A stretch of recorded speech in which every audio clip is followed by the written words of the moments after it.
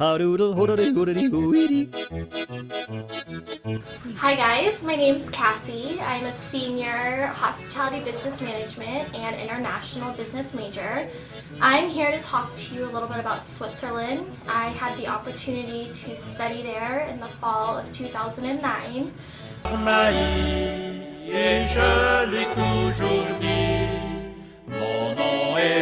The living situation there is everyone lives in the same dorm building, but they're kind of fancy dorms. You have your own private bathroom, and there's also a desk, a safe for you to store some of your important belongings, and then there's also a refrigerator in the room.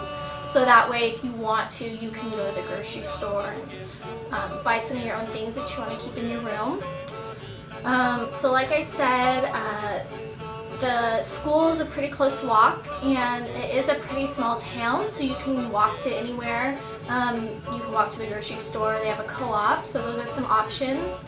Your meals during the week, Monday through Friday, you get lunch and dinner provided at school, so that's included in the program cost. So typically the only time you're going to be paying for your own meals is on the weekends, and that's usually when most people would leave and travel somewhere anyways.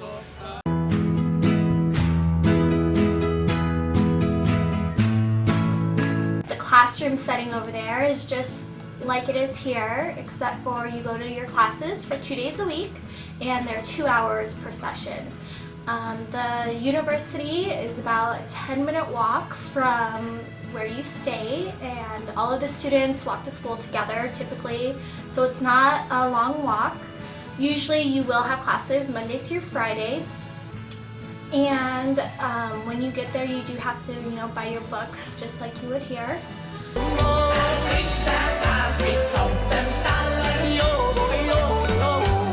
You are traveling, the train station is only about a 10-minute walk away. It's very close. I recommend if you're someone who's planning to travel every weekend or most of the weekends, you should get a U-Rail pass. And how that works is you buy it for the certain countries you want to travel to, and then you have to make your reservations for each train. So if you're going to Italy one weekend, you just have to go to the train station and reserve your seat on the train. But your U-Rail pass will provide your ticket, so you don't have to buy a ticket to travel.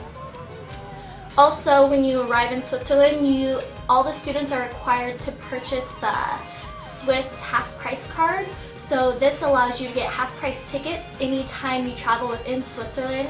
And the reason this is required is because for a lot of your classes, you're probably going to have field trips.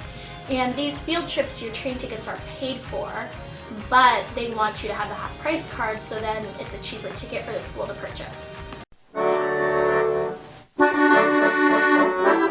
As far as food, like I mentioned before, all your meals, lunch and dinner are all provided at the school, but there is a lot of little restaurants around the town, and the students who you're going to school with can take you out and show you around, because all of them will speak English, but sometimes some of the restaurants, they might not have English-speaking people in them. However, typically they have menus in English, so that's not usually a problem, and that also goes for anywhere you travel in Europe.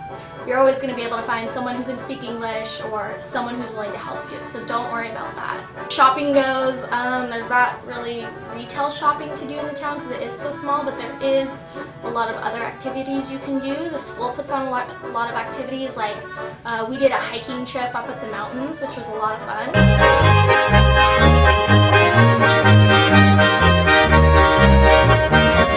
Last thing I want to talk about is some of the experiences we got to do when I went. Our group trip, all the WC students, we got to go to Egypt for 4 days, and that was an amazing experience. Typically when you sign up for the program and you start having your orientation meetings, in the group meetings you guys can talk about where you want to go, and so that's always a lot of fun. And one of the other great things we got to do for one of our classes is we traveled to Geneva, and we got to visit and speak with the World Trade Organization, which is one of the huge organizations, and so we got to visit with them and also the World Labor Organization. So there's a lot of things to do. It's really easy to travel and get around.